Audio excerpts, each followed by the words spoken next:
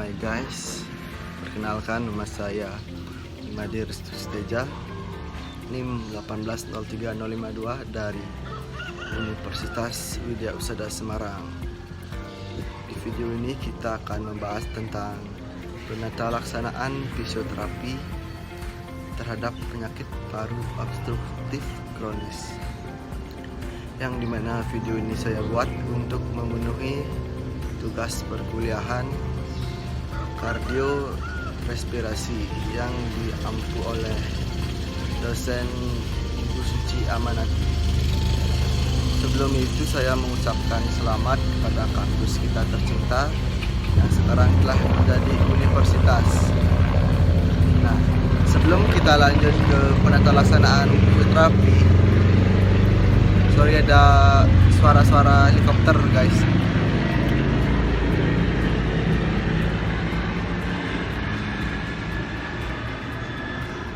Sebelum kita lanjut ke penata laksanaan fisioterapi, perlu kita ketahui apa itu PPOK dan gejala-gejalanya. Oke, berikut videonya. Pemahaman tentang penyakit paru obstruksi kronis atau PPOK. PPOK atau sering disebut penyakit paru obstruksi kronis merupakan penyakit jangka panjang yang dapat bertambah parah dari waktu ke waktu, dan gejalanya ditandai dengan peradangan dan keterbatasan aliran udara masuk dan keluar paru-paru. PPOK merupakan istilah umum yang digunakan untuk menggambarkan kondisi pernafasan seperti bronkitis kronis dan emfisema. Banyak orang yang mengidap kedua penyakit tersebut dan juga disertai dengan asma. Paparan rokok jangka panjang merupakan penyebab PPOK. Selain itu, penyebab lain juga berasal dari asap rokok atau bahan-bahan iritan seperti debu, polusi udara, atau polusi pabrik dan paparan biomasa. Gangguan genetika yang disebut defisiensi alfa-antitrypsin terkadang sering dikaitkan sebagai penyebab PPOK. Infeksi pernafasan seperti influenza dan pneumonia bukan penyebab PPOK. Jika pasien PPOK juga menderita kedua penyakit tersebut, maka keadaan akan semakin berat. Oleh karena itu sangat penting untuk melakukan vaksinasi dini. Gejala awal pada PPOK bisa terjadi tanpa gejala atau ringan sebagai tahapan penyakit. Gejala umum termasuk mengi, sesak nafas, terutama saat melakukan aktivitas, dan batuk terus-menerus yang disertai dahak. Gejala memburuk ditandai dengan sulit bernafas pada saat melakukan kegiatan rutin, seperti memakai pakaian atau naik tangga, sehingga membutuhkan energi lebih banyak. Hal ini dapat menyebabkan kelelahan, berkurangnya berat badan, dan hilangnya massa otot. Orang yang mengidap PPOK bisa mengalami gejala bertahap PPOK dari yang ringan, sedang, sampai yang terparah.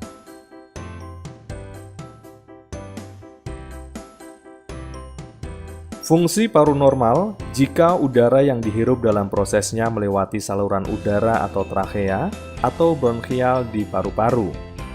Kemudian, udara menuju ke saluran yang lebih kecil disebut bronkiolus yang kaya pembuluh darah dan berujung di miliaran tabung-tabung kecil udara disebut alveolus. Pada keadaan normal, dinding saluran udara dan kantung udara berfungsi elastis dan fleksibel secara alami. Saat menghirup nafas menyebabkan setiap kantung terisi udara. Pada saat mengembuskan nafas menyebabkan kantung mengempis memompa udara ke paru-paru, kemudian oksigen masuk ke dalam darah, kemudian dibawa ke seluruh tubuh.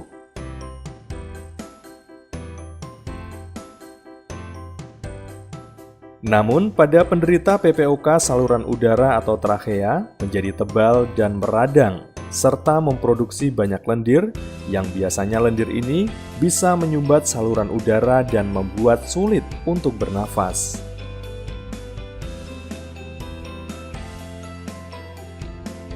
Pada penderita PPOK, dinding kantung udara di paru-paru rusak dan kehilangan elastisitasnya, yang menyebabkan kantung udara menjadi rusak dan kehilangan bentuknya, yang menyebabkan ruang udara sehingga proses pertukaran udara terganggu, sehingga suplai oksigen ke dalam darah berkurang. sulit bagi pengidap PPOK untuk mengempiskan paru-paru seperti normal. Udara yang terperangkap di dalam kantung udara ini membuat lebih sulit mendapatkan udara segar ke dalam paru-paru dan membuat mereka sulit bernafas. World Health Organization atau WHO memperkirakan 65 juta orang menderita PPOK sedang dan berat. Sebagian besar informasi mengenai PPOK meliputi prevalensi, morbiditas, dan mortalitas berasal dari negara yang berpenghasilan tinggi. Di Asia Tenggara diperkirakan prevalensi PPOK 6,3%, sedangkan prevalensi PPOK di Jawa Timur sebesar 3,7% dari data riset kesehatan dasar tahun 2013. Diagnosa PPOK biasanya pada individu setengah baya yang berumur lebih dari 40 tahun, dan yang kedua pada perempuan dan laki-laki, meskipun PPOK lebih sering terjadi pada laki-laki.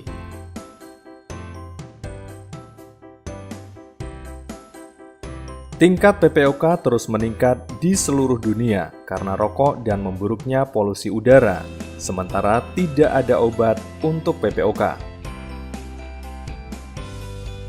Anda dapat mengambil langkah-langkah untuk mencegah lebih baik dengan memperhatikan perkembangan gejala PPOK.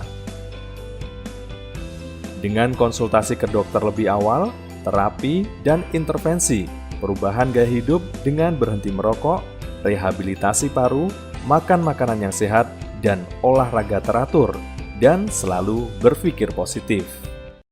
Oke, itu tadi sedikit video tentang PPOK. Selanjutnya kita akan masuk ke penata laksanaan fisioterapinya. Siap.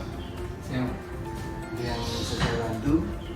Ini kemarin kan saya ke rujukan dokter paru-paru nih Pak. Saya mengalami sesak napas, lalu dokter paru-paru itu merujuk saya ke fisioterapi yang ada di sini Pak. Ya. Kenalkan Pak, nama saya Rizku. Saya sebagai fisioterapi di klinik Camyang ini. Sebelum itu saya boleh minta identitas Bapak? Boleh. Ya? Iya. Nama Bapak siapa? Bapak Ferguson. Ferguson. Umur Bapak berapa Pak? 25. 25 tahun ya. Pekerjaan? Wira swasta. Alamat rumah Bapak? Jalan Suguru Barat nomor 3. Namanya Pak? Saya kebetulan Hindu. Yang Bapak rasakan saat ini itu seperti apa Pak? Untuk yang saya rasakan saat ini kan adanya sesak napas ya Pak. Terus pada saat saya batuk itu mengeluarkan dahak dan dahaknya itu warnanya hijau. Ya. Pak saat bernapas seperti ada bunyi tidak Pak? Kadang-kadang ada Pak, kadang-kadang enggak. Biasanya itu pada berbunyi itu pada saat saya bekerja terlalu capek itu pasti bunyi. Bapak dari Bapak sendiri atau keluarga, apakah mempunyai riwayat jantung atau paru-paru sebelumnya? Kebetulan bapak saya yang menderita penyakit jantung. Bapak yang jantung ya.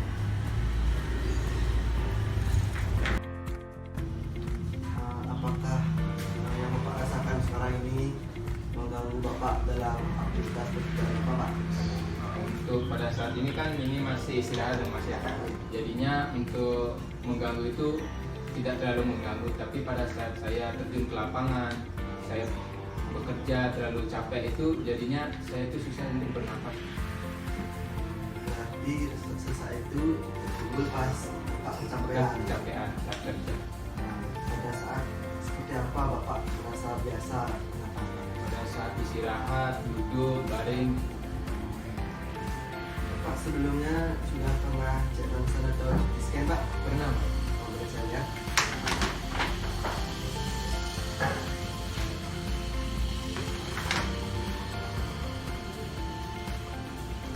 Pak Ferguson, perlu Bapak ketahui bahwa Bapak Ferguson mengidap penyakit paru obstruktif kronis, yang dimana paru-paru Bapak mengalami peradangan sehingga menyumbat aliran udara Bapak paru-paru karena terhalang lendir Bapak itu sering mengeluh sesak napas atau cepat kelelahan. Begitu dokter paru-paru menunjuk Bapak ke sini untuk saya sebagai fisioterapi memberikan intervensi saya sebagai fisioterapi. Untuk pemeriksaan selanjutnya silakan Bapak ke tidur di bed. Oke, Pak. Baik teman-teman, setelah kita melaksanakan anamnesis kepada pasien, selanjutnya kita akan melakukan pengecekan vital sign, mobilitas sangkar torak, pemeriksaan khusus, menentukan diagnosa dan menentukan intervensi fisioterapi yang akan diberikan.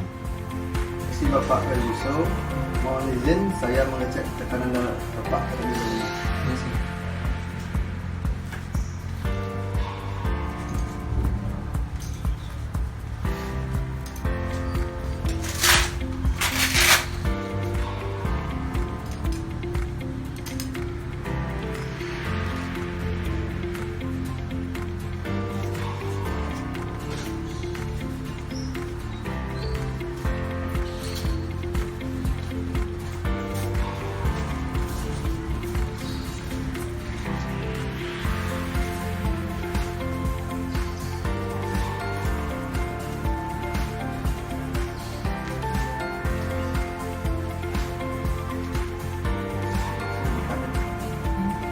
Hakim.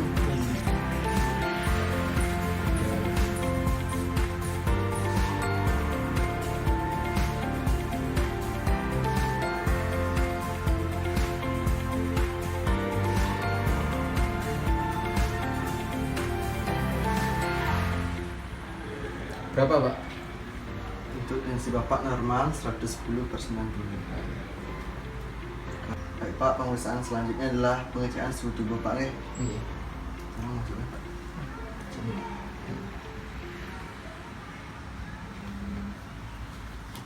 Baik, sembari kita menunggu hasil suhu tubuh, kita langsungkan pengecekan denyut nadi dan penghitungan respirasi.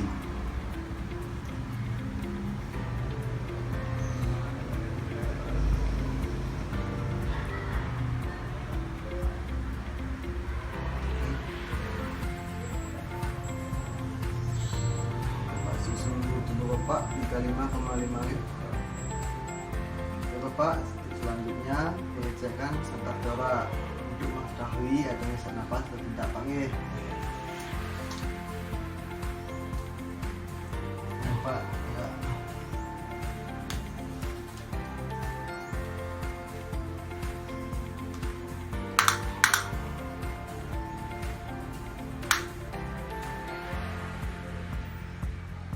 Napas panjang Pak.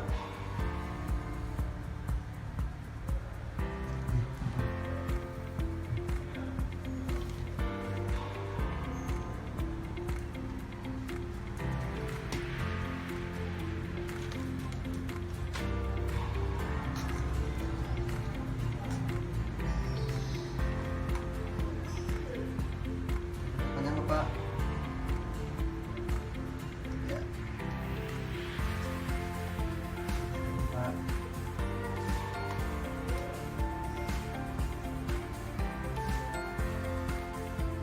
Panjang Pak. Ya.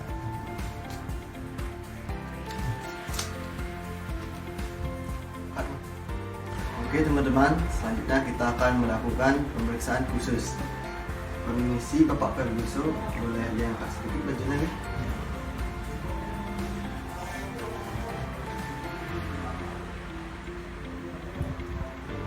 Bila ada rasa sakit, bilang Pak ya? Iya.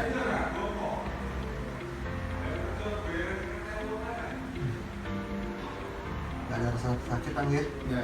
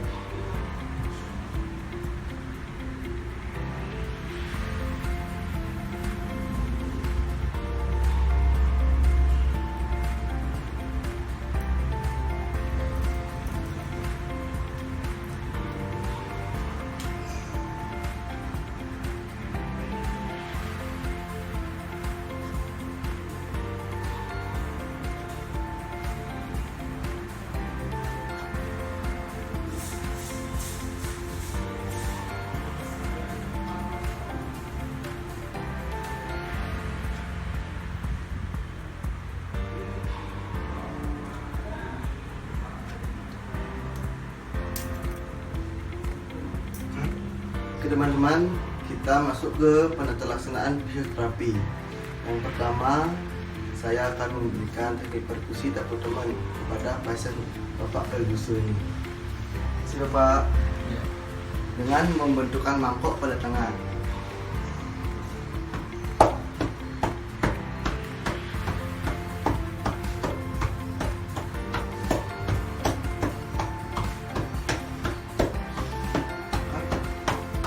Setelah kita melakukan perkusi tak teman, selanjutnya latihan yang kita berikan adalah gerakan pernapasan untuk atau guna untuk mengeluarkan dahak yang berada pada paru-paru pasien. Bapak ikuti instruksi dalam bahasa saya Pak ya. Kita akan melakukan latihan pernapasan guna untuk mengeluarkan dahak Bapak. Relax Pak. Napas seperti biasa. Kurangi menggunakan otot-otot dada. Usahakan pernapasan diafragma Bapak nih.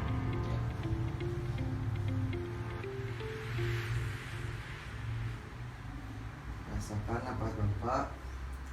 Keluarkan napas secara gentle Bapak.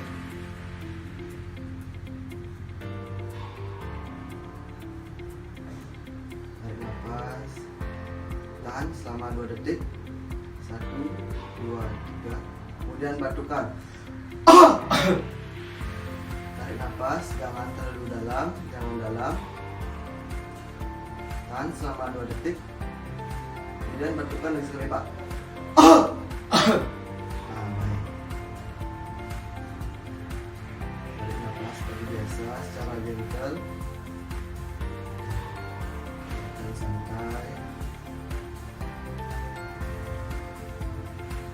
Kemudian bilang ha.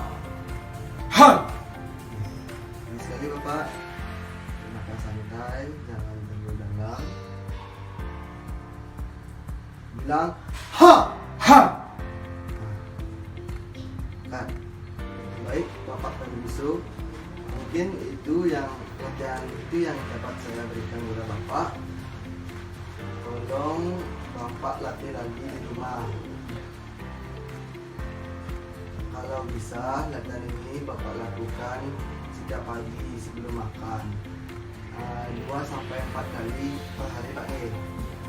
Untuk latihan tambahan Bapak bisa seperti jalan-jalan pagi, atau jika Bapak mempunyai sepeda bisa manfaatkan sepedanya untuk melatih pernapasan Bapak. Dan yang paling penting usahakan Bapak bisa berhenti mengkonsumsi rokok terlebih dahulu Pak untuk kondisi Bapak lebih baik lagi. Oke Pak, itu terima kasih Pak atas kedatangan Bapak ke bincangnya. Saya ke kasir.